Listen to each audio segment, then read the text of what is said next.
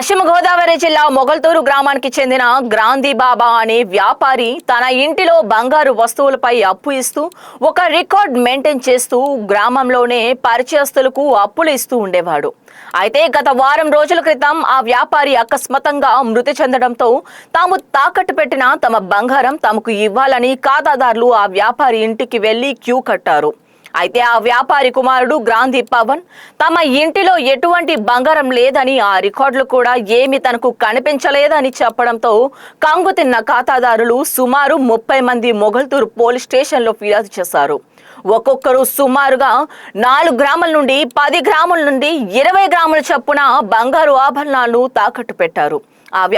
మృతి చెందడంతో ఏమి చేయాలో అర్థం కాక తలలు పట్టుకుంటున్నారు. దీనిపై స్పందించిన పోలీసులు Narsapuram rural circle inspector Durga Prasad నేతృత్వంలో వ్యాపారి గ్రాంధీ బాబీ ఇంటిలో తనిఖీలు నిర్వహించారు. అయితే దానికి సంబంధించిన ఎటువంటి ఆధారాలు లభించలేనట్టుగా తెలుస్తుంది. ఈ బంగారు వస్తువులు తాకట్టుకు సంబంధించి మృతి చెందిన వ్యాపారి గ్రాంధీ బాబా దాము ఎంత బంగారం తాకట్టు పెట్టి ఎంత తీసుకున్నామో రికార్డులు రాసుకొని తమకు కూడా ఇచ్చాడంటూ బాధితులు ఆ రసీదులను పోలీసులకు చూపిస్తున్నారు. నేను అన్నమయ్య వెళ్ళామండి, హోటల్లో పనిచేస్తామండి, ముచ్చెరవిలో హోటల్లో పనిచేస్తామండి. అర్జెంట్ని డబ్బు తీసుకెళ్ళామండి. అంటే ఈ మొత్తానికి తెలియదండి. ఆయన తీసుకెళ్ళి లైట్ పెంచదండి 80,000 అండి. మేము 2 రూపాయలు ఇంట్రెస్ట్ ఇస్తామన్నాను, కాదు కదండి 3 రూపాయలు అన్నారండి. అర్జెంట్ని తీసుకెళ్ళామండి.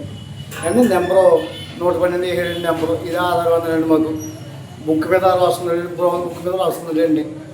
మాది అంతా అడ్రస్ అంతా రాస్తుందండి. మాది మలిపురం అన్న తూర్పు బాలివండి. అంటే హోటల్ పని చేయడానికి వచ్చామండి. మా మిస్సెస్ నేను అన్నమయ్య వచ్చాను సార్. మళ్ళీ రీసెంట్గా మొన్న 14వ తారీఖు వచ్చామండి, జూన్ 14 ఆదివారం అండి. ఆదివారం వచ్చి ఇక్కడ జ్యువెలర్ షాప్ దగ్గరికి వచ్చామండి. ఇది 10,000 ఇస్తానండి. 10,000 సరిపోతే మా గొప్ప తీరు అక్కడికి వెళ్ళామండి. మళ్ళీ ఇది అయితే ఏమో 11,000 ఇచ్చాడండి. మేట అంతా రాయించుకుందండి. మాకు ఏ పేరు సార్, ఎండు బట్టి ఏది చూపించాడు సార్, మూడు చూపించాడు సార్. మా మీకు నాకు మా ఏమి ఉన్నాయి కదండి. కదా మరి వాళ్ళు ఇల్లు అడిగారా? ఇల్లు అడిగామండి. ఇల్లు అడిగితే కార్యక్రమం అయిపోయి ఇప్పుడు బాత్రూమ్ ఉన్నా కార్యక్రమం అంతా అయిపోయాక సరి చేస్తాం, మీకు రావాల్సింది మీది 3 నెలలు బోర్డు పెట్టి ఉంచుదాం, 3 నెలలు రాకపోతే ఇంక మాకు సంబంధం లేదు అన్నారు సార్. మీరు ఇచ్చారా? ఇచ్చేయండి సార్. మీరు సమాధానం చెప్పారా? మాకు సమాధానం చెప్పారు సార్. ఏమని?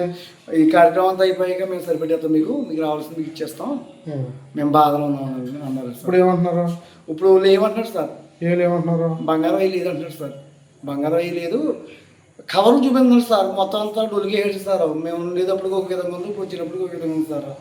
4 రోజుల నుంచి తిరుగుతాం సార్. మేము పనులు చేసుకోకుండా కదా అంతా కోల్పోయి పొద్దున పోలీస్ స్టేషన్కి రావడం, సాయంత్రం రావడం, పొద్దున పోలీస్ స్టేషన్కి రావడం, సాయంత్రం రావడం ఇలా జరుగుతుంది సార్. ఎవరు కంప్లైంట్ చేశారు? ఎస్ఐ గారికి కంప్లైంట్ చేశారు సార్ ముందు.